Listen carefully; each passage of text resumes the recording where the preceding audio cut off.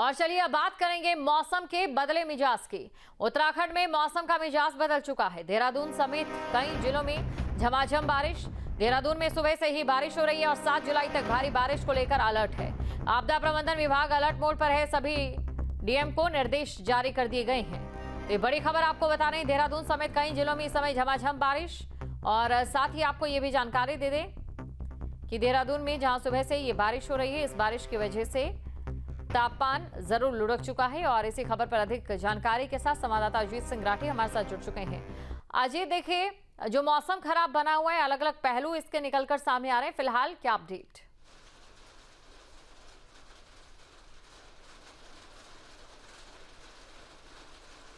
जी बिल्कुल, देखिए आपने सही कहा कि झमाझम बारिश हो रही है और इस समय भी मैं देहरादून में हूँ और देहरादून शहर के बीचों बीच आप देख सकते हैं कि किस तरह से बारिश हो रही है।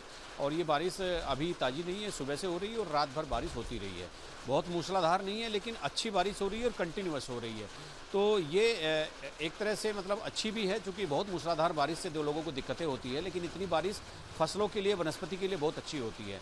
और कुल मिलाकर मौसम विभाग ने कहा है कि जो 7 जुलाई तक बारिश लगातार होती रहेगी और कई इलाकों में भीषण बारिश होगी। यानी वहाँ पर एक ऑरेंज अलर्ट, येलो अलर्ट और तमाम तरह के अलर्ट किए गए हैं। आपदा प्रबंधन विभाग ने भी जिलाधिकारियों को निर्देशित किया है कि जितना भी अपना सिस्टम होता है उसको एकदम अलर्ट मोड पर रखें। और आप देख रहे हैं कि पहाड़ में किस तरह से लैंडस्लाइड लगातार हो रहे हैं, चाहे कर्णप्रयाग की बात हो, चाहे पीपल कोटी से आगे की बात हो, चाहे केदारनाथ पैदल यात्रा मार्ग में मनकुटिया के आसपास की बात हो। कल भी लैंडस्लाइड से यात्रा रुकी। यमुनोत्री का जो पैदल मार्ग है वहाँ बहुत क्षति हो गई है इस बार लैंडस्लाइड होने से। तो लगातार ये बारिश जो है नुकसान भी कर रही है पर्वतीय क्षेत्रों में और लोगों के लिए बड़ी एक परेशानी बन गई है। और वैसे भी इस बार मौसम जो है, मानसून जो है वो समय से पहले ही आ गया और उसकी वजह से क्या हुआ कि लगातार ये बारिश का होना, कहीं बादल फटना, कहीं मूसलाधार बारिश होना, कहीं लैंडस्लाइड होना, तो ये प्रशासन और स्थानीय लोगों के लिए चुनौती बना हुआ है। आप देहरादून में इस समय देख सकते हैं कि अभी भी लगातार बारिश हो रही है और ये सचिवालय के पास का इलाका है, राजपुर रोड का। और ये इसी तरह की बारिश पूरे शहर में, आसपास के इलाकों में, ऋषिकेश और इधर ऊपर टिहरी और विकासनगर चक्राता की तरफ लगातार बारिश हो रही है। इस लगातार बारिश के होने से मौसम में ठंडक तो आ गई है और कहीं कहीं मूसलाधार बारिश भी है। ऊपर के इलाकों में भी लगातार बारिश का जो एक सिलसिला है वो बना हुआ है और लोगों का कामकाज ज़रूर प्रभावित होता है। लेकिन अब बारिश चूँकि मानसून का आ चुका है, मानसून का मौसम शुरू हो चुका है और तो अब बारिश को से निपटने के लिए जो इंतज़ाम सरकार ने किए हैं, अब सबकी सारे इंतज़ाम वो कसौटी पर खरे उतरने के लिए एक बड़ा सही समय है। जितना भी आपदा प्रबंधन के माध्यम से तमाम तामझाम खड़ा किया गया है और तमाम उपकरण है, CTRF और ये सब चीज़ें हैं, उनके सामने जो चुनौती है उस चुनौती को स्वीकार करने का इस समय सही वक्त है। जी बिल्कुल अजीत। और देखिए, चारधाम यात्रा को लेकर भी यहाँ बात करना चाहूंगी। चारधाम यात्रा अपने शुरुआती चरण में जिस शबाब पर थी, वो यात्रा की रफ्तार अब धीरे धीरे धीमी पड़ती जा रही है। क्या पिछले साल का इस बार रिकॉर्ड टूट पाएगा मौसम को देखते हुए, क्योंकि ये मौसम अभी लंबा चलने वाला है?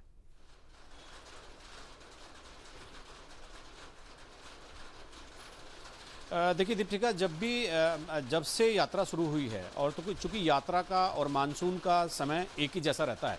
यानी यात्रा कभी अप्रैल कभी मई में शुरू होती है अलग अलग तिथियों के अनुसार और जून में यहाँ बारिश होने लगती है।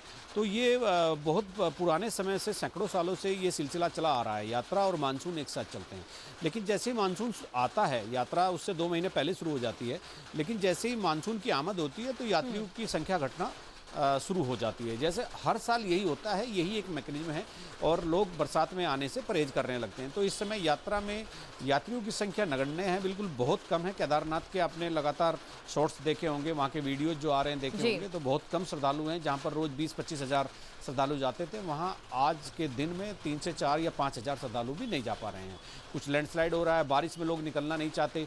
अब यात्रा का जो सीजन है ये अगस्त के मिड के बाद जोरदार तरीके से बढ़ेगा और सितंबर आते आते ये पीक पर चला जाएगा। ये उसी तरह की स्थिति होगी जैसा शुरुआती दौर में हुई थी। जी बिल्कुल अजीत। अब जरा कृषि क्षेत्र की और भी हम गौर फरमा लेते हैं। देखिए, इस बार जब गर्मी में लगातार बारिशों का दौर भी जारी था, एक तरफ वनाग्नि की घटनाएं कम हुई, लेकिन दूसरी तरफ किसानों को खासी दिक्कतों का सामना करना पड़ा, खासकर जो गेहूं उत्पादक थे उन्हें।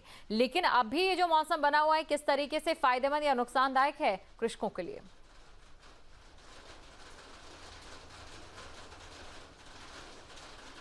देखिए, किसानों के खेतों में धान की रोपाई हो रही है इस समय, और धान की रोपाई के लिए सर्वाधिक पानी चाहिए होता है, और ये जो इस समय बारिश हो रही है धान की रोपाई के लिए बहुत ही महत्वपूर्ण है। मतलब उसको समझिए कि मतलब धान के लिए वरदान इस समय है वो रोपाई के लिए ये। इसके अलावा जो अन्य फसलें खड़ी है, गन्ना है और दूसरी जो फसलें इस समय खड़ी है, पशुओं का चारा है, उसके लिए भी ये बारिश बहुत अच्छी है, बशर्ते बहुत तेज़ हवाओं के साथ बारिश ना चले। अगर बिना तेज़ हवाओं के बारिश होती रहती है तो ये किसानों के लिए, और किसानों के अलावा जो पहाड़ में जो बारिश हो रही है, तो पहाड़ में अगर मूसलाधार बारिश होती है तो पर्वतों का जो मूल स्रोत है पानी का, जो प्राकृतिक जल स्रोत है वहाँ के, तो वो रिचार्ज नहीं हो पाते। अगर इसी तरह की बूंदाबांदी और बारिश चलती रहती है तो पहाड़ों में जल के जो प्राकृतिक स्रोत हैं वो रिचार्ज हो उठते हैं। हमने कई जगह देखा कि जहाँ झरने पहले होते थे बीच में बंद हुए, लेकिन थोड़ी बारिश आने के बाद झरने फूट उठते हैं, और ये कई जगह पहाड़ों में देखने को मिलता है। बारिश अगर इसी स्पीड से चलेगी, पहाड़ों में जल का रिचार्ज बहुत ज़बरदस्त तरीके से होगा। उसी तरह से ग्राउंड वाटर, अगर मैदानी क्षेत्र में आप आते हैं तो ऐसी बारिश ग्राउंड वाटर को का लेवल जो है वो ऊपर लाती है, क्योंकि कई इलाकों में सिंचाई के लिए, पानी पीने के लिए, जैसे देहरादून शहर ही है, यहाँ पानी पीने के लिए सबसे बड़ा स्रोत एक दो नदियाँ तो ज़रूर हैं, लेकिन वो पर्याप्त नहीं है। तो यहाँ पर बोरिंग किए जाते हैं, तो बोर करने से नीचे की जो जल की प्लेटें हैं वो सूख जाती हैं।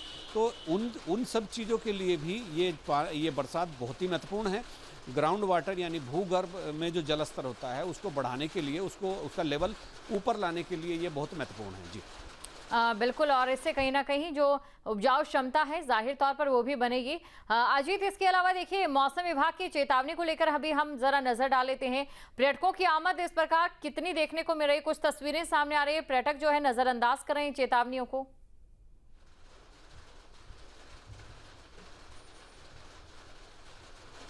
नहीं, कुछ पर्यटक जैसे कल ही हमने अपने कैमरे में कैद किए थे। बारिश का मौसम है, बरसात हो रही है धीरे धीरे, कहीं पर रुक जाती है, लेकिन नदियों का पानी अपने हिसाब से चलता है, कभी कम कभी ज़्यादा।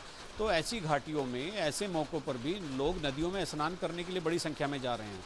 कल हमने देखा कि सोंग नदी में, मतलब यहाँ जो कॉलेज में पढ़ने वाले स्टूडेंट हैं वो जा रहे हैं, लोकल लोग जा रहे हैं, कुछ बाहर के लोग जा रहे हैं। तो मतलब उनको रोकने के लिए, एक इंतजाम करने के लिए यहाँ पर फिर आपदा प्रबंधन सचिव ने एक दिशा निर्देश जारी किए हैं सभी जिलाधिकारियों को कि ऐसे स्पॉट जो खतरनाक हो सकते हैं उनको वहाँ पर प्रतिबंधित किया जाए और उनको जुर्माना लगाया जाए। और इसी के साथ ही जो कहीं दूसरी जगह हो सकता है, तो ये एक मोबाइल प्रक्रिया है, मोबिलाइजेशन की प्रक्रिया है। तो पुलिस और राजस्व की टीमों को मोबाइल करने के निर्देश आपदा प्रबंधन सचिव ने सभी जिलाधिकारियों को दिए हैं। जी बिल्कुल, शुक्रिया तमाम जानकारी को दर्शकों तक पहुंचाने के लिए। जहां भक्ति है हर शब्द में, कथाओं में छुपे हैं दिव्य रहस्य, और ज्योतिष देता है जीवन को दिशा। धर्म से जुड़ी हर बातों को जानने के लिए हमारे चैनल स्तुति को सब्सक्राइब करें। चैनल पर जाने के लिए इस लिंक पर क्लिक करें।